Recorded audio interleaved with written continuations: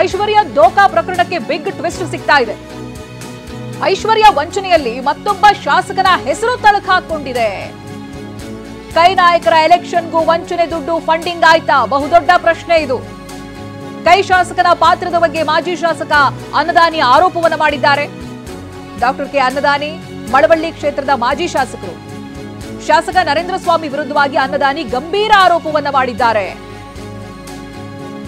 ನೋಡಿ, ಕೈ ನಾಯಕರ ನಂಟು ಇದೆಯಾ ಅಂದ್ರೆ ಕೈ ನಾಯಕರ ಎಲೆಕ್ಷನ್ಗೆ ಈ ವಂಚನೆಯ ದುಡ್ಡು ಫಂಡಿಂಗ್ ಆಗಿದೆಯಾ? ಐಶ್ವರ್ಯಾಳ ವಂಚನೆಯಲ್ಲಿ ಮತ್ತೊಬ್ಬ ಶಾಸಕನ ಹೆಸರು ತಳಕಾಕೊಂಡಿದೆ. ಫೋಟೋ ಇದೆ, ಸನ್ಮಾನ ಮಾಡಿಸ್ಕೊಂಡಿದ್ದಾರೆ, ವಿಡಿಯೋ ಇದೆ, ಮಾತನಾಡಿದ್ದಾರೆ. ಈ ಐಶ್ವರ್ಯ ಗೌಡ ಎಲ್ಲ ಕಾರ್ಯಕ್ರಮಗಳಿಗೂ ಹೋಗಿ ಸಾಲ ಓದಿಸ್ಕೊಂಡು ಸನ್ಮಾನ ಮಾಡಿಸ್ಕೊಂಡಿದ್ದಾರೆ. ಸನ್ಮಾನ ಮಾಡಿಸ್ಕೊಳ್ಳೋದು ತಪ್ಪು ಅಂತ ನಾನು ಹೇಳ್ತಾ ಇಲ್ಲ. ಆದರೆ ಅವರು ವ್ಯಾವಹಾರಿಕವಾಗಿ 2023 ಚುನಾವಣೆಯಲ್ಲೂ ಕೂಡ ಅವರ ಶಾಸಕರ ಮತ್ತು ಐಶ್ವರ್ಯ ಗೌಡರ ಮಧ್ಯದಲ್ಲಿ ಹಣದ ವ್ಯವಹಾರನೂ ಕೂಡ ನಡೆದಿದೆ. ಫಂಡಿಂಗ್ ಮಾಡಿದ್ದಾರೆ ಅಂತಕ್ಕಂಥ ಒಂದು ಗುಮಾನಿ ಇದೆ ನಮಗೆ.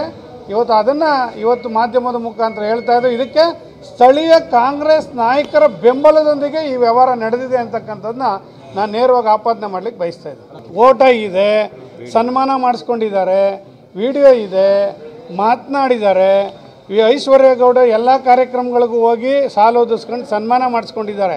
ಸನ್ಮಾನ ಮಾಡಿಸ್ಕೊಳ್ಳೋದು ತಪ್ಪು ಅಂತ ನಾನು ಹೇಳ್ತಾ ಇಲ್ಲ. ಆದರೆ